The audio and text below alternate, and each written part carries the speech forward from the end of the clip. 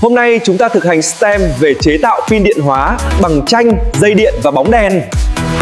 Bây giờ các em chia nhóm ra và thực hành chế tạo pin tranh nhé. Hôm nay chúng ta thực hành chế tạo pin tranh. Chào tất cả các bạn.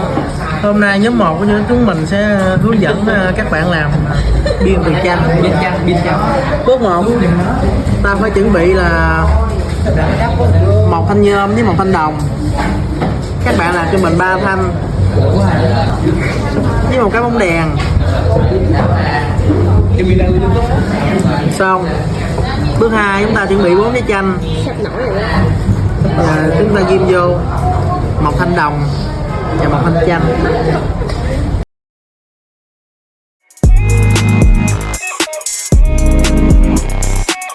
Điều hết vô. Tiếp tục tới thanh nhôm, thanh đồng.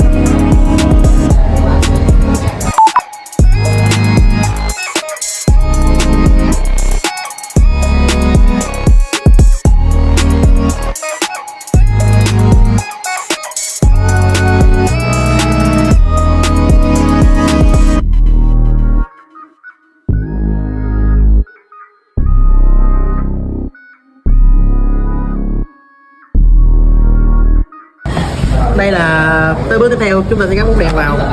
Một sắt, một đồng, một sắt, một đồng. Rồi bây giờ mình mới gắn cái này vô. Cái đầu ngắn á thì mình gắn vô bên sắt, còn cái đầu đồng á thì mình gắn vô bên dây đồng, đầu dài chứ.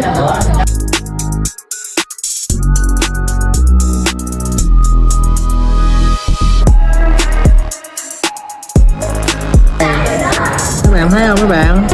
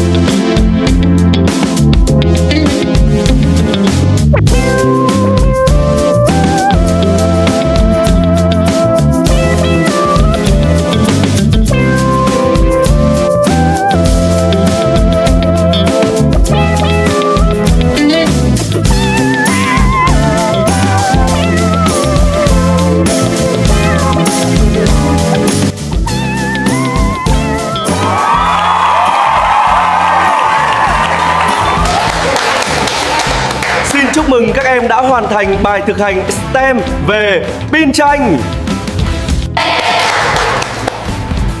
Hẹn gặp lại các em ở các bài thực hành STEM tiếp theo nhé.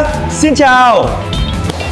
Nếu các em thấy video này hữu ích và khơi gợi niềm đam mê hóa học, hãy tặng các bạn một like và subscribe nhé.